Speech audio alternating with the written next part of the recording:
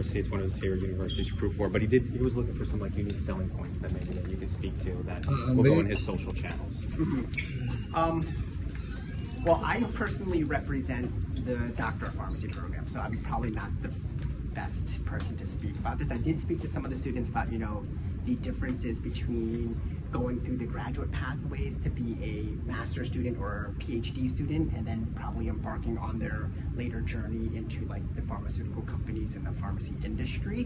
What I can talk about is the opportunity for your graduates to be pharmacists, right? Get your Doctor of Pharmacy degree, and that is what you need to be a practicing licensed pharmacist here in the United States, right?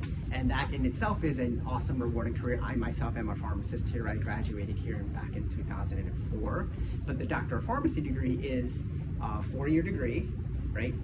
3 of those years are didactic, so you do 3 years of study here in the college. The last year, although it's within the confines of the New York City area, you will be out there doing 7 different clinical rotations, right? We'll be sending you to 5 weeks in a hospital, 5 weeks in a community store, 5 weeks to a pharmaceutical company, or 7 different versions of that to complete your education there.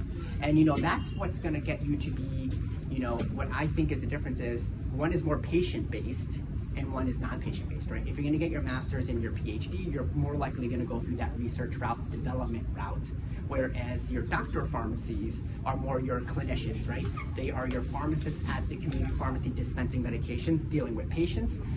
They are your hospital pharmacists and clinicians rounding with doctors, making recommendations and therapies.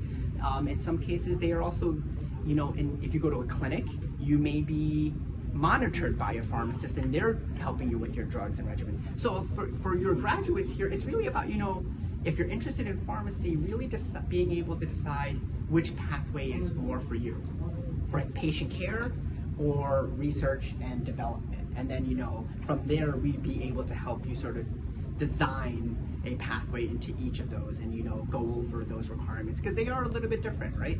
The requirements to get into our master's and PhD programs as a graduate program is a little bit different from getting into our Doctor of Pharmacy degree, right? So because I think for the most part for a graduate program, as long as you have a bachelor's degree, you kind of are eligible for a master's or for a master's program. For the PharmD side, the degree is definitely helpful because it helps us sort of take care of some of your liberal arts courses requirements, like the humanities course requirements, but there is still a component where we need you to have completed certain biology courses, certain chemistry courses, organic chemistry courses, all in the basis of that's your foundation to be successful in the Doctor of Pharmacy program, right? And I think that's where pre-planning on your side helps a lot, right? Because if you after these conversations, you're like, what, I want to be a practicing pharmacist and a clinician, then you're talking about, having conversations with Freddie and his team and either myself about, hey, what does your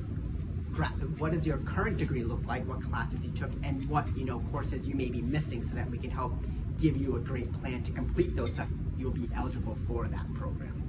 And there's a pathway for students coming out of high school to do the PharmD starting in their first year. Yes, so we're talking about if you have your degree, you would be coming in, we would be trying to push you through it right into the professional phase. But yes, we do have another pathway that if you're finishing high school, you can